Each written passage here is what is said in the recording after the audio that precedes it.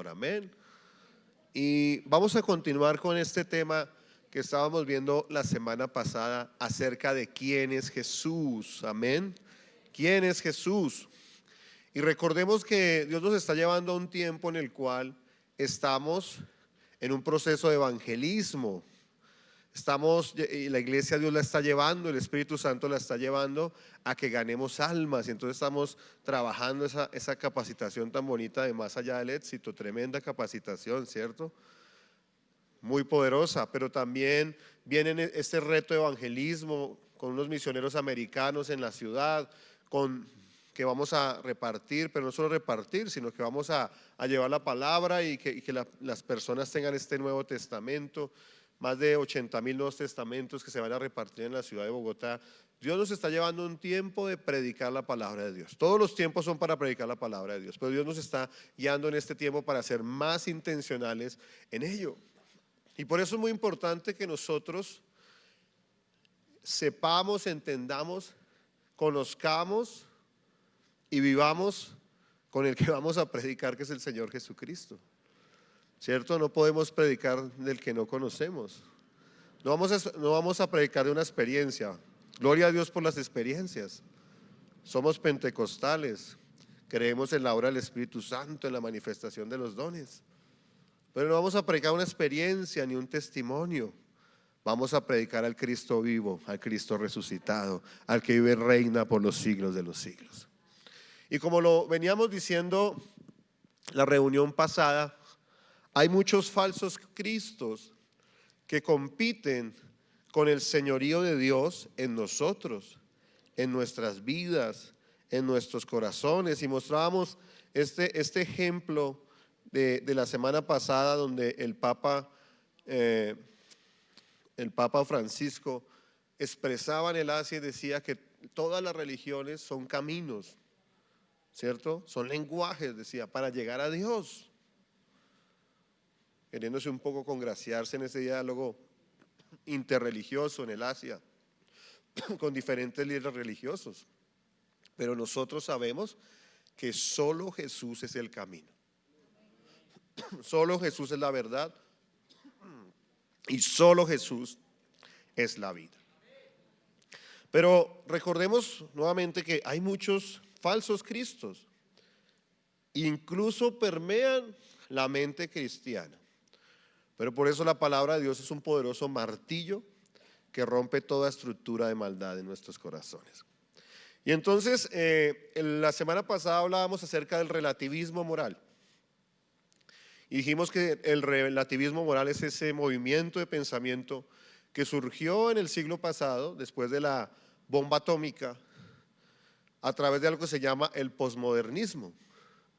Hubo un cambio de época en la cultura occidental. Pasamos del modernismo al posmodernismo. Y entonces los valores del posmodernismo, por ejemplo, había un valor muy importante en la modernidad que era la fe en la razón, fe en la ciencia. Pues por supuesto, después de la bomba atómica el ser humano fue escéptico. Si antes creía que la ciencia y la razón nos podían llevar a crecer y progresar, se dieron cuenta posteriormente a esto que la ciencia y la razón los podía destruir.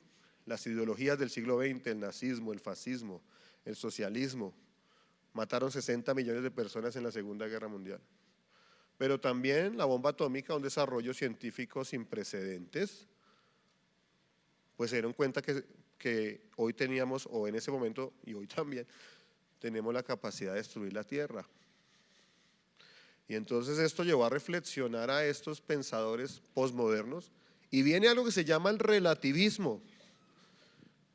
Todo pensamiento es relativo, cada quien tiene su propia verdad. Entonces vemos relativismo moral, relativismo espiritual, relativismo en las diferentes áreas. Y ese Cristo pelea contra el verdadero Cristo. Ese Cristo con C minúscula pelea contra el verdadero Cristo, el señorío de Cristo. Porque hoy hay relativismo. ¿De qué verdad me hablas? ¿De qué ética me hablas? Y eso pelea contra el señorío de Cristo, porque la palabra es clara en decir que Él es la única verdad. Y eso ofende.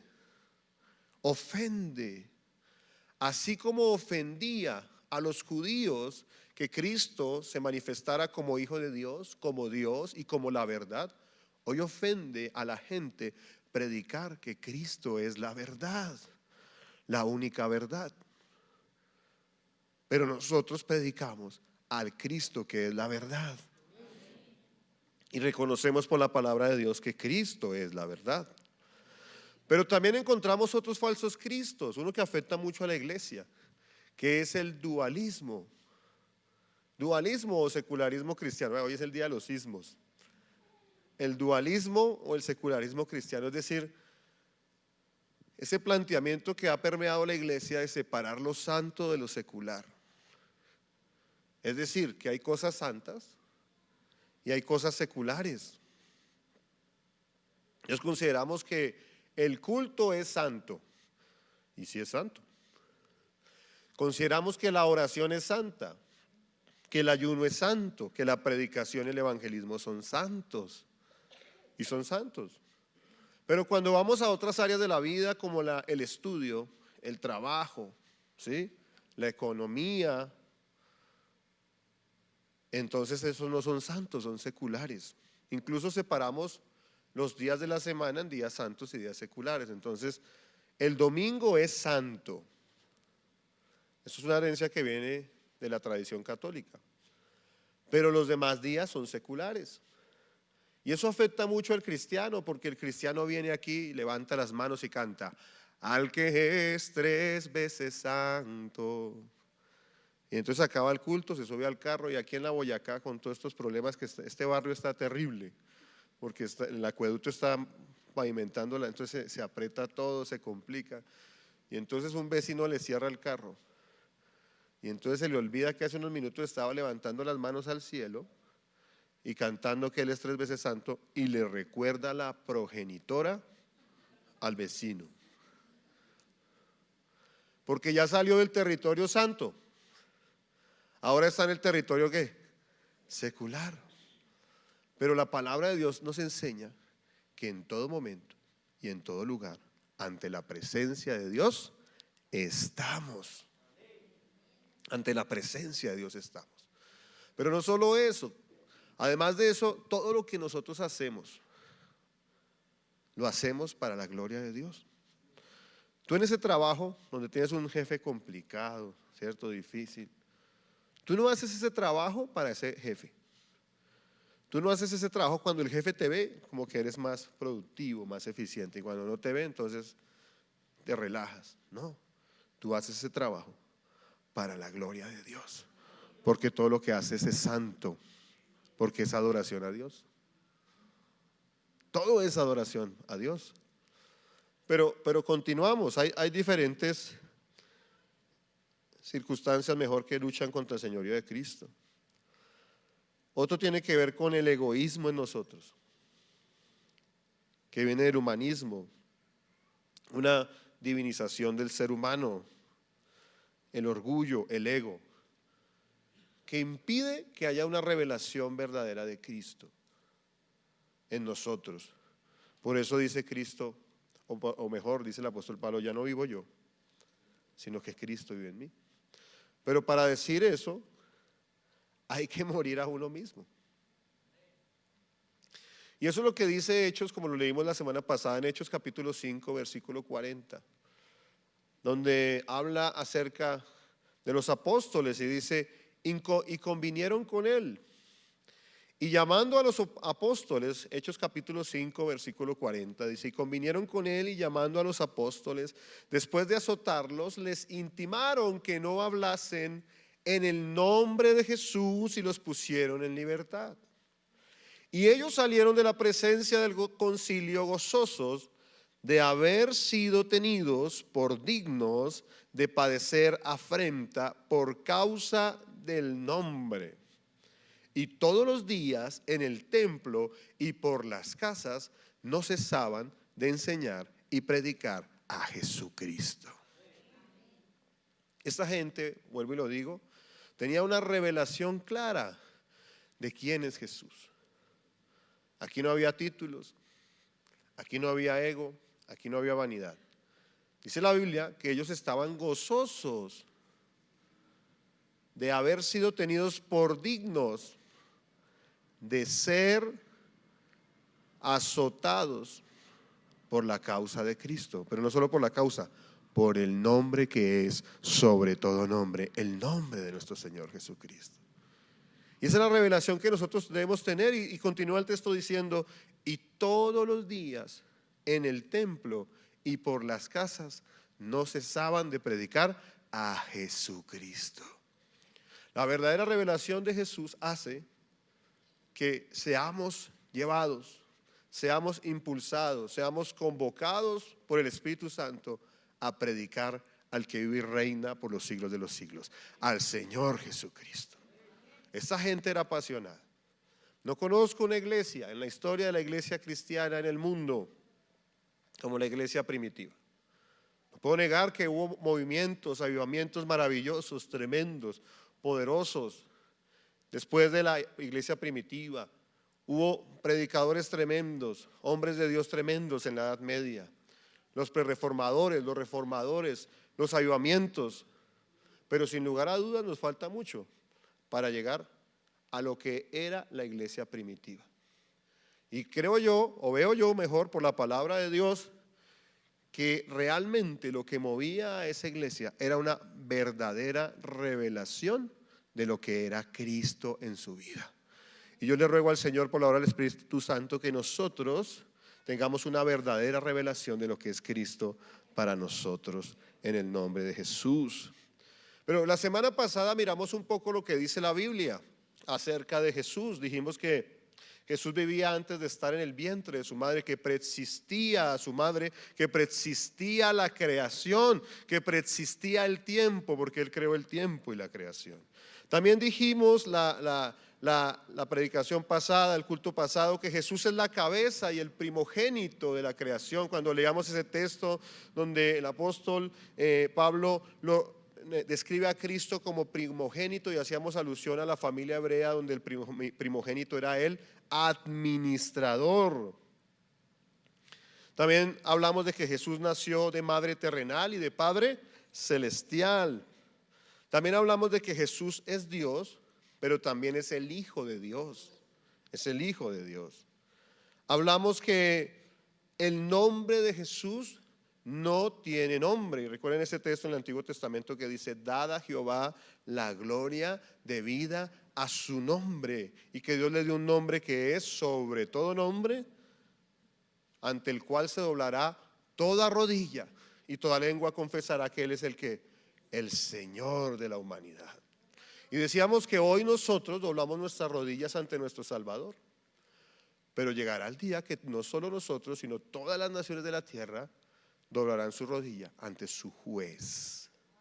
Porque ese fue el siguiente tema, o el siguiente punto que vimos, que Jesús será nuestro juez, juzgará a las naciones. Para unos como nosotros, y yo creo que todos los que estamos aquí, que conocemos de Él, que hemos aceptado su obra y que lo reconocemos como nuestro Señor, será nuestro juez salvador. Pero habrán otros que será su juez condenador. Y ahí dejamos la semana pasada. Pero hoy, por supuesto, por la palabra de Dios, hemos visto un poco lo que la Biblia dice de quién es Jesús. Pero ahora, hoy, nos vamos a detener un poco en lo que Jesús dijo que era Él. ¿Qué dijo Jesús que era Él? Por supuesto, por la palabra de Dios. Lo relatan sobre todo los evangelios. Pero vamos a enfocarnos un poco en lo que Jesús dijo que era Él, lo que Él mismo dijo que era Él. Y lo primero que quiero decir acerca de lo que Jesús dijo que era Él, es que Él dijo que era el gran yo soy, que Él era el yo soy. Y yo creo que vayamos al libro de Éxodo, capítulo 3, libro de Éxodo, capítulo 3, en el versículo 14, dice la Biblia: y respondió Dios a Moisés: yo soy el que soy, le dice Dios. Y dijo: así dirás a los hijos de Israel: yo soy, me ha enviado. Aquí tenemos un relato poderoso, un relato que confronta a todos los hombres y mujeres que hemos sido llamados para servir a Dios. Y es el relato cuando Moisés es llamado al ministerio de servir a Dios y a su pueblo, para que su pueblo sea libre de la esclavitud de Egipto. Pero usted se da cuenta que Moisés es un hombre temeroso, es un hombre tímido, es un hombre tartamudo. Tremendo eso, llama poderosamente la atención que Dios llama a lo débil para avergonzar a lo grande. Y gloria a Dios porque nos ha llamado a nosotros para que su nombre sea glorificado. Pero este es un hombre, o era un hombre temeroso. Y era un hombre que ponía muchas excusas, como muchas veces nosotros ponemos excusas para servir a Dios. Y entonces decía, no, pero es que yo soy tartamudo. No, pero ¿por qué no mejor mi hermano? No, pero ¿qué le voy a decir al pueblo? ¿Cómo les voy a llegar? Y no, yo aquí soy el líder, pues. Y entonces viene la palabra de Dios y dice, diles que yo soy, te ha enviado. Y es lo que vemos en Juan capítulo 8, versículo 53, cuando le preguntan a Jesús, ¿eres tú acaso mayor que nuestro padre Abraham, el cual murió, y los profetas murieron? ¿Quién te haces a ti mismo? Miren lo que responde Jesús en el versículo 58 de Juan capítulo 8. Dice, Jesús les dijo, de cierto os digo, antes que Abraham fuese, yo soy. Encontramos la revelación del yo soy en el Antiguo y en el Nuevo Testamento. Incluso antes de Moisés, incluso antes de Abraham, incluso antes de la creación del mundo, Jesucristo es el gran yo soy. Y nosotros hoy podemos proclamar que yo soy, Él es el Todopoderoso. Y dice la Biblia, yo soy el pan de vida, yo soy la luz del mundo. Yo soy el que sostiene todas las cosas y todas las cosas se sostienen por mi poder. Yo soy el camino, yo soy la verdad, yo soy la vida. Yo soy el único camino al Padre y ese yo soy está aquí en medio de nosotros y le damos ese fuerte aplauso y le damos la gloria al que vive y reina por los siglos de los siglos. Antes de la creación del mundo, Jesús es el yo soy, el gran yo soy. El Dios todopoderoso al cual adoramos y bendecimos. Pero también Jesús dijo de él que era igual a Dios. Lo vimos un poco la semana pasada. Dijimos que Jesús es Dios, pero también es el ¿qué? Hijo de Dios. Pero Jesús dijo de él mismo que él era igual a Dios y lo encontramos en Juan capítulo 5 versículo 18, donde la Biblia dice, por esto los judíos aún procuraban matarle. A los judíos, o mejor, los judíos ardían en rabia al escuchar que él se proclamara como Dios, como hijo de Dios, como enviado de Dios. Dice, por esto los judíos aún más procuraban matarle, porque no solo quebrantaba el día de reposo, sino que también decía que Dios era su propio Padre, haciéndose igual a Dios. Y aquí encontramos algo muy importante, que es la unidad perfecta.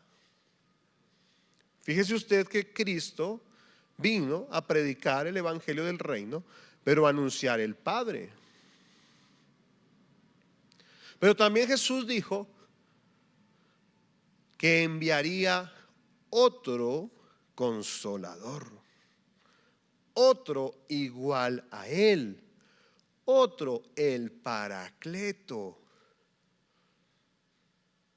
Encontramos la unidad perfecta. La Biblia no utiliza la palabra Trinidad. Usted no va a encontrar la palabra Trinidad en la Biblia, pero va a encontrar a la Trinidad en toda la Biblia.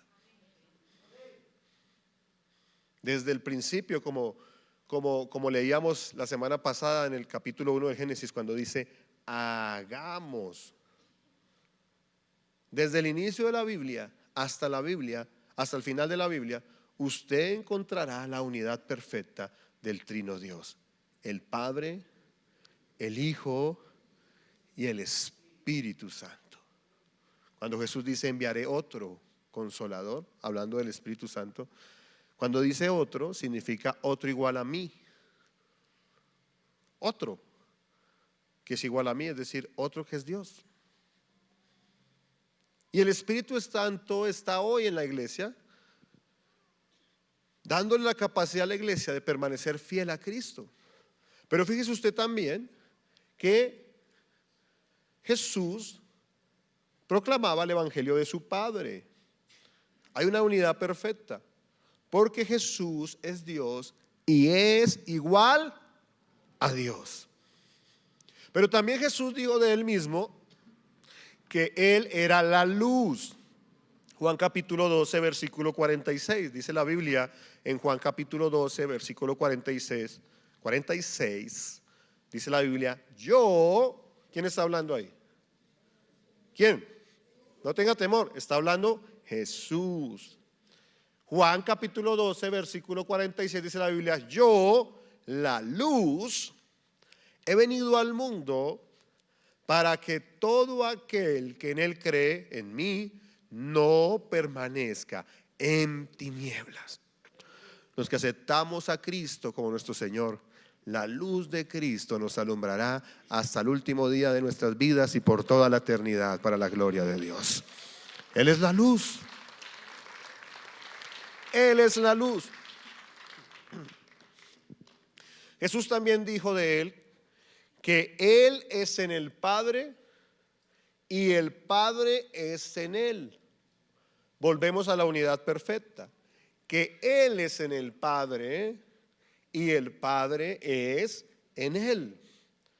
Dice el Evangelio de Juan, capítulo 14, versículo 10, ¿no crees que yo soy en el Padre y el Padre en mí? Y continúa diciendo, las palabras que yo os hablo, no las hablo por mi propia cuenta, sino que el Padre que mora en mí, Él hace las obras. Amén. Jesús dijo que Él es en el Padre y el Padre es en Él. Pero también la Biblia nos muestra que Jesús expresó acerca de Él que Él es el dador de la vida. Diga el que está a su lado, Él es el dador de la vida. Y nosotros, yo quiero decirte con todo corazón, o mejor, en nosotros debe entrar un temor reverente de entender que la vida no nos pertenece, sino que Jesús es el dador de la vida. Hace un tiempo para acá, Dios ha puesto en mí un temor reverente, en el sentido de expresar siempre, cuando voy a generar un compromiso con una persona, es decir, si me comprometo a llegar a un lugar, si me comprometo a hacer algo, siempre lo expreso y le digo, si Dios me da vida o si Dios me lo permite, porque hermano y hermana, la vida no nos pertenece. Y uno de los graves problemas, o mejor, una de las grandes luchas con las cuales luchamos los seres humanos, es con el tema de la vida. En el sentido de que creemos que somos los dueños de la vida. Hay jóvenes que expresan, no, cuando yo esté viejito me convertiré o me consagraré a Dios. Mientras tanto voy a disfrutar de mi vida. Porque es que voy a ser joven solo una vez. Bueno, ¿y a ese joven qué le hace pensar que es el dueño de su vida? Yo creo firmemente que el hombre y la mujer de Dios son inmortales hasta que cumplan el propósito de Dios en la tierra. Por supuesto, entendemos que está la vida eterna, ¿no? Eso lo entendemos perfectamente, pero me refiero a la vida en esta tierra. Pero por supuesto, una vez dejemos de cumplir el propósito de Dios en esta tierra, pues Dios toma la vida. Por ejemplo, también esa expresión de que Dios pone y quita reyes, hace alusión que Dios, al ser el dueño de la vida, pues puede remover en cualquier tiempo al rey. porque Él es el dador de la vida. Y tú y yo debemos tener temor reverente de entender que Él es el dador de la vida. Dice Juan capítulo 5 versículo 21, porque como el Padre levanta a los muertos y les da vida, así también el Hijo a los que quiere da vida. Versículo 10, capítulo 10 de Juan, versículo 28, y le dice: y yo les doy vida eterna, y no perecerán jamás, ni nadie las arrebatará de mi mano. Él es el dador de la vida. La vida no nos pertenece, la vida le pertenece a Dios. Y esto es muy importante entenderlo. Hoy, en nuestra sociedad contemporánea, se habla, por ejemplo, del suicidio asistido, de la eutanasia, planteamientos que vienen de un falso Cristo llamado el hedonismo, que permea la mente incluso del cristiano. Y esto hay que enseñarlo porque poco se enseña. Y los medios les encanta, escúcheme esto, mostrar casos supremamente dramáticos para adormecer la mente y la conciencia de la cultura, de la sociedad. No, pobrecito.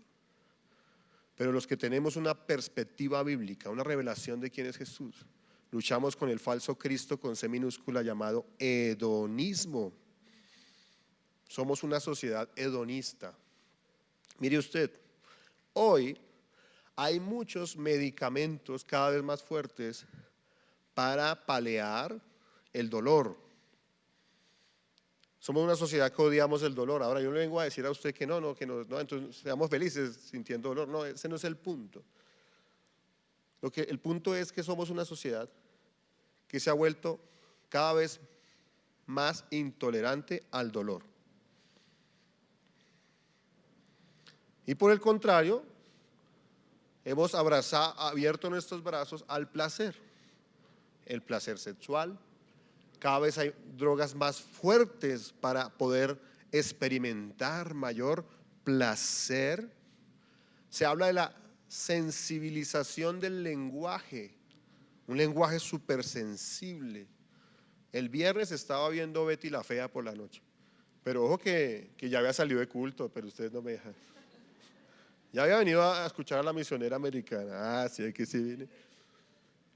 Y entonces llegué y está Betty la Fea. Y entonces, claro, es una novela de hace 25 años.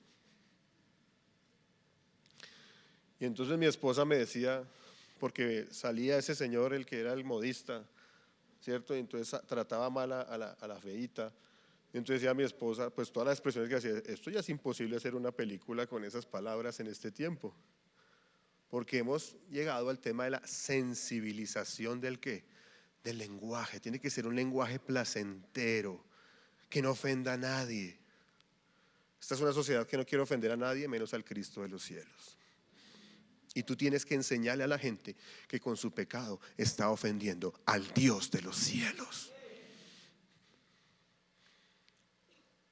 Y entonces ya no llamamos aborto, sino llamamos interrupción voluntaria del embarazo. Oiga, cosa tan bonita. Y ya no llamamos homicidio por piedad, sino llamamos eutanasia, el buen vivir. Si ya no tenemos condiciones para el buen vivir, entonces hay que terminar ¿con qué? Con la vida. Porque es que la vida es ¿qué? Mía. Pero la Biblia no dice que la vida es mía. La vida le pertenece al Dios de los cielos, que hizo los cielos y que hizo la tierra. Y nosotros tenemos una voluntad rendida al Dios de los cielos. ¿Cuánto lo adoran? ¿Cuánto levantan sus manos? ¿Cuánto le dicen gloria a ti, oh Dios del cielo, dador de la vida? Cristo Todopoderoso. Él es el determinador de la vida. Pero también Jesús dijo de él mismo que tenía vida en sí mismo. Tenía vida en sí mismo. Dice Juan capítulo 5 versículo 26. Juan capítulo 5 versículo 26 dice: porque como el Padre tiene vida en sí mismo, como el Padre tiene vida en sí mismo, así también ha dado al Hijo el tener vida en sí mismo. Vuelvo y lo leo. Porque como el Padre tiene vida en sí mismo, así también ha dado al Hijo el tener vida en sí mismo. Él es el que tiene vida en sí mismo. También Jesús expresó de él, y nos lo muestra en los evangelios, que Jesús es la puerta, que Jesucristo es la puerta. Dice Juan capítulo 10, versículo 9, yo soy la puerta. No dice yo soy una de las puertas. Él es la única puerta. El pastor no es la puerta. El líder no es la puerta. Cuando tú le hables a esa persona de Jesús, claro, Dios te está usando, pero tú no eres la puerta, porque ni tú ni yo podemos salvar a nadie. Y eso es muy importante entenderlo. Dios nos ha llamado a cuidar la novia. Y a nosotros los pastores Dios nos ha llamado a cuidar la novia. No es nuestra novia, es la novia de Cristo. Porque Él es la puerta. Dice la Biblia en Juan capítulo 10, versículo 9, yo soy la puerta. El que por mí entrare será salvo. No hay otra puerta. Y el que entra por la puerta, que es Cristo, será salvo. Y entrará y saldrá y hallará pastos. Él es la única puerta y es el único camino al Padre. Y eso es el segundo punto que Jesús dijo de él. Jesús es el camino, es la verdad y es la vida. En un mundo donde se habla de la posverdad. Hay un término jurídico que dice la verdad procesal. Muchas veces la verdad procesal no tiene nada que ver con la verdad real en un juicio. La verdad procesal es lo que se logró probar dentro del proceso judicial, que conduce al juez a determinar una verdad. O en el contexto de las redes sociales, la construcción de lo que se llama la posverdad. Lo que decían los nazis, repite una mentira 1000, 10,000, 20,000, 50,000 veces y tarde que temprano se convertirá en una verdad. Eso los estrategas políticos lo usan mucho. Repita la mentira, la mentira, la mentira, hasta que tarde que temprano la sociedad entenderá que esa mentira es una verdad. Pero qué gozo, qué paz, qué sentido de esperanza nos da que estamos siguiendo al único que es la verdad, Jesucristo. Pero también dijo, apláudolo, apláudolo porque es para Él. Pero también dijo que era el camino. No hay otro camino. No hay el camino del atajo. Las religiones no son el camino. Las iglesias, incluyendo esta, que Dios nos permita siempre predicar al Cristo vivo, que es el camino. Las iglesias no son el camino. Solo Jesucristo es el camino para reconciliarnos con Dios. Y por supuesto la vida, porque el que le encuentra a Él tiene la vida eterna. Y qué hermoso eso. La fortaleza del cristiano de la eternidad. Dice la Biblia, pelea la buena batalla de la... ¿Cómo la peleas? Echando mano del concepto de eternidad. Que el Señor nos encontraremos con Él en la eternidad y dirá sobre nosotros, por su gracia, buen siervo y fiel. En lo poco has sido fiel, en lo mucho te pondré. Entra en el gozo de tu Señor. Jesús es el camino, la verdad y la vida. Juan 14, 16. Jesús le dijo, yo soy el camino, la verdad y la vida. Nadie viene al Padre sino por mí. Pero también Jesús dijo de Él que Él es el pan de vida. Juan capítulo 6, versículo 35, dice la Biblia, Jesús les dijo, yo soy ¿Sí recuerda el yo soy? Yo soy el pan de vida. El que a mí viene nunca tendrá hambre, y el que en mí cree no tendrá ¿qué? Sed jamás. Mira, hay algo muy importante que nosotros debemos entender, que Dios creó al ser humano con un cuerpo, que Dios creó al ser humano con un alma, donde están los sentimientos, las emociones, los recuerdos, la voluntad, los atributos de la personalidad, lo llaman el derecho. Pero también nos ha creado con su espíritu. Dice la Biblia que sopló sobre nosotros su aliento, su espíritu. Es decir, que el ser humano tiene una necesidad de conocer al pan de vida. Su espíritu tiene una necesidad, pero también su alma y su cuerpo, de conocer al pan de vida. El ser humano que no conoce a Cristo alimenta esa necesidad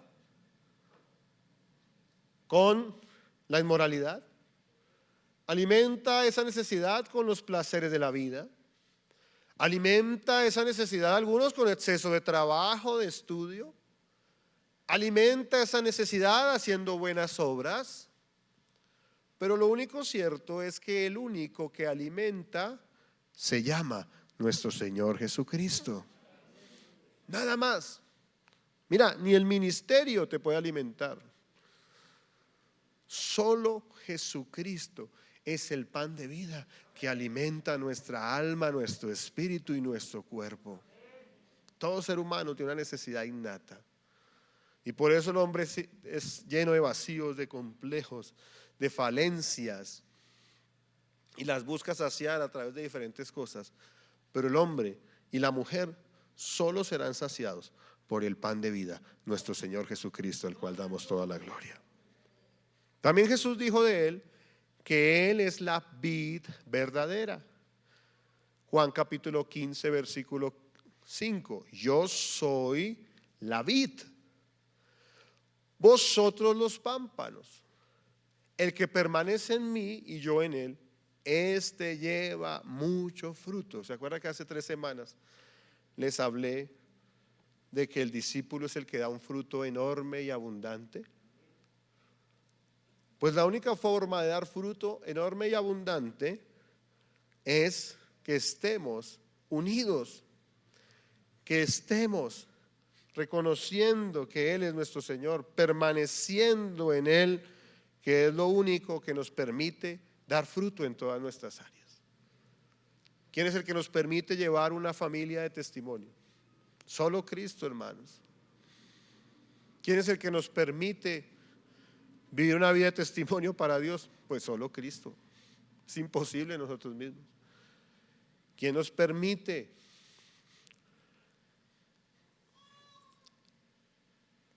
edificar a unas personas que nos han sido asignadas para enseñarles, llevarlas en el camino del Señor? Pues solo Cristo. ¿Y quién es el único que convence de pecado a la gente cuando les hablemos de Dios? Pues solo Cristo. Tenemos que estar unidos a Él. Tenemos que permanecer en Él, porque la Biblia dice, miren lo que dice. Ahora se me corrió acá. Porque separados de mí, nada podemos hacer. Separados de Él, nada podemos hacer, hermano. Solo Cristo es el fundamento de nuestra vida. También Jesús dijo, ya estoy terminando, Jesús dijo que Él es la resurrección y la vida. Juan capítulo 11 versículo 25. Y yo sé que tú has molido estos temas por años, algunos por décadas, pero qué poderosa palabra. Juan capítulo 11 25 dice, le dijo Jesús, yo soy la resurrección y la vida. El que cree en mí, aunque esté muerto, la esperanza de la vida eterna. La esperanza que nos reencontraremos con nuestro Salvador.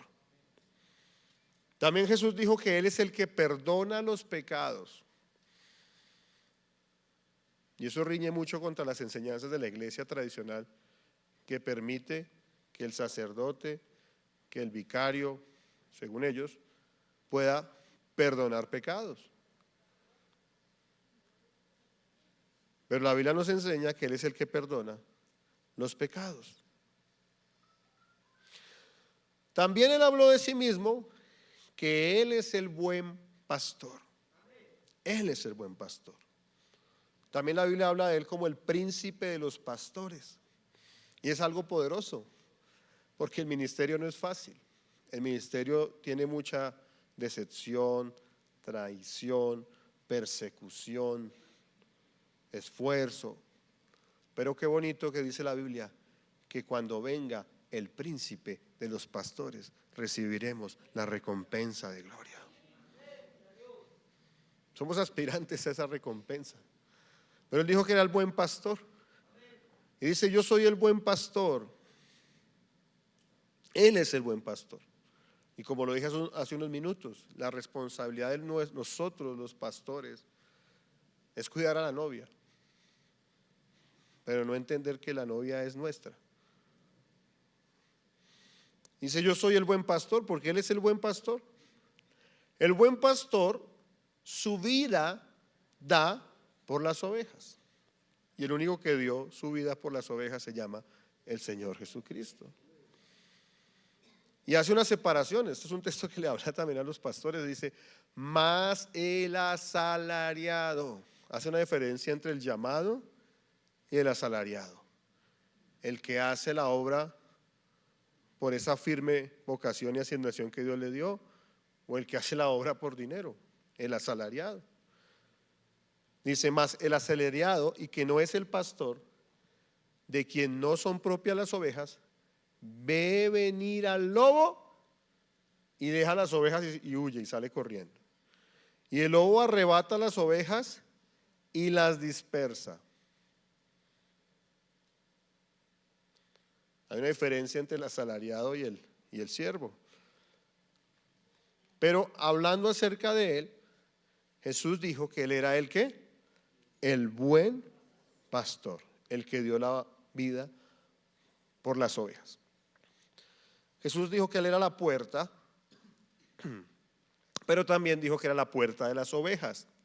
Juan capítulo 10, versículo 7 en adelante dice, volvió pues Jesús a decirles, de cierto os digo, yo soy la puerta de las ovejas. Todos los que antes de mí vinieron, ladrones son y salteadores, pero no los oyeron las ovejas. Él es la puerta de las ovejas. Pero también, este punto dice, que Él es el que ha venido para que tengamos vida y vida en abundancia. Él dijo que Él ha venido para que tengamos vida y vida en abundancia. Juan capítulo 10, versículo 10. Dice la Biblia, el ladrón no viene sino para hurtar y matar y destruir. Yo he venido para que tengan vida y para que la tengan en abundancia. Bueno, llevamos como 20 minutos leyendo textos. Y entonces dirán, ¿para dónde va? Voy a lo mismo que predicó Juan el Bautista. Juan el Bautista predicó diciendo, ¿cuál fue el mensaje central de la predicación de Juan el Bautista? Arrepentíos, porque el reino de los cielos se ha acercado. Y cuando viene Cristo, usted se da cuenta que Cristo predicaba no el evangelio de la iglesia, sino el evangelio del reino. El reino ha venido a nosotros. Decía Jesús, el reino ha venido a esta casa. La predicación de Juan el Bautista era una predicación de arrepentimiento. Pero yo le pregunto, le hago esta pregunta, ¿a quién le estaba predicando Juan el Bautista? ¿A quién? Él estaba anunciando a Jesús, pero ¿a quién? No de quién estaba predicando, sino a quién ¿A quiénes les estaba predicando, mejor dicho? Si de pronto los confundí. ¿A quiénes les estaba predicando Juan el Bautista? ¿A quiénes? A los pecadores. ¿A quién más? ¿No vemos que le está predicando a los judíos? ¿Le estaba predicando a los judíos o no le estaba predicando a los judíos? Le estaba predicando a los que conocían la ley y los profetas. Y el mensaje de su predicación era: arrepentíos, porque el reino de los cielos se ha acercado. Y entonces tú dirás: pues desde que me convertí hace 20 años, leí Juan y decía todo lo que Jesús es. Pero hoy, como Juan el Bautista, venimos a decir: no arrepentíos, arrepintámonos, porque el reino de los cielos se ha acercado. Este mensaje es para nosotros. Este mensaje también es para nosotros. Para que entendamos lo que dijo el apóstol Pablo en Filipenses. Vaya a Filipenses, capítulo 2. Filipenses, capítulo 2, versículo 9. Dice la Biblia: por lo cual Dios también le exaltó hasta lo sumo. ¿De quién está hablando? ¿De quién está hablando? Del Señor Jesucristo. Por lo cual Dios también le exaltó hasta lo sumo y le dio un nombre que es sobre todo nombre,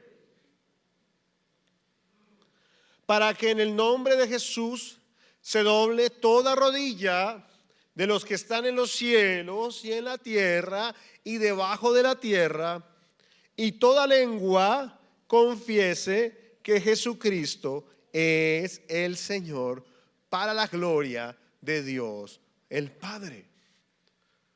La expresión de Pablo nos ilustra mucho a nosotros. Dice: Jesucristo es el Señor.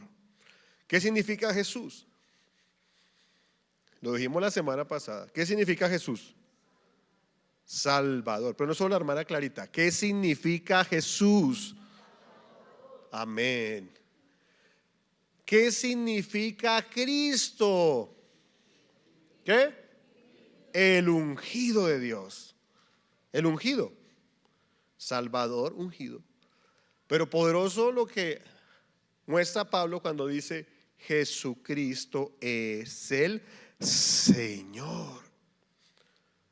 Cuando nuestras versiones en español, y concretamente estamos leyendo la Reina Valera, utiliza la expresión Señor, que está aquí antes de la coma, Pablo lo escribió en griego y escribió ahí esa palabra Señor como Kyrios. La palabra Kyrios. La palabra Kyrios en Grecia no tenía el mismo nombre en Roma, pero tenía la misma figura en Roma, en el derecho romano. Era una institución jurídica, el Kyrios. Y era la figura de amo, de dueño, del que tenía la patria potestad de la mujer. Ustedes recordarán que hace 4 semanas vino aquí el pastor Tapia a hablarnos del discipulado de las naciones y a mostrarnos que hoy el feminismo habla que el cristianismo es machista. Y entonces Tapia, el pastor Tapia, mostrando la historia, demuestra que al contrario, Cristo dignificó a la mujer. Porque todo el planteamiento secularista humanista viene de Grecia, de Roma. Y los griegos tenían en poco a la mujer. Y esta institución del Kyrios era el amo, el dueño, el que tenía la patria potestad de la mujer. ¿Quién era? Pues el hombre, el esposo. El esposo podía disponer de la vida de la mujer. El esposo podía disponer de los bienes de la mujer. El esposo podía disponer de la voluntad de la mujer. Y entonces Pablo lo trae a la enseñanza de la palabra y proclama a Cristo como el Kyrios, es decir, Cristo como el Señor de todos los que estamos aquí y de toda la humanidad. Él es el dueño de nuestra vida, Él es el dueño de nuestros bienes, Él es el dueño de nuestra voluntad, Él es el dueño de todo. El Salvador y el ungido también es nuestro dueño. Mira, hoy se intenta enseñar, no por la iglesia cristiana, por la cultura, a una especie de Jesús hippie. Después de que el Papa dijo que todas las religiones eran el camino a Dios, vi una imagen en una red social, un Cristo medio hippie ahí, todo chévere, abrazándose con Buda, ¿cierto? Con Mahoma, con una cantidad de dioses hindúes, siendo chévere, aquí somos amigos, nos queremos mucho. ¿Sí? Y la gente no tiene ningún problema en ver a Cristo como Salvador. La gente no tiene ningún problema en ver a Cristo como el que le sana, le salva, hasta saca la billetera y una estampita y dicen, ay, Chuchito, con temor lo digo, con temor de Dios lo digo, ayúdeme, Chuchito, y le dan un besito. Cuando la Biblia dice, dad a Jehová la gloria debida a su nombre. Pero la gente sí tiene problema con entender que Jesucristo es el Señor. Y usted y yo tenemos que enseñar que Jesucristo es el Señor, que Él debe reinar y gobernar en nuestra vida, reinar y gobernar en nuestra voluntad, reinar y gobernar en todas las áreas de nuestra vida como personas y de nuestra vida como sociedad, porque Jesucristo, Él es el Señor y a Él damos toda la gloria, la alabanza, la exaltación, porque solo Él la merece. Póngase en pie y vamos a orar y vamos a darle las gracias a Dios. Adore a Dios, ahí adoremos a Dios y digamos, quiero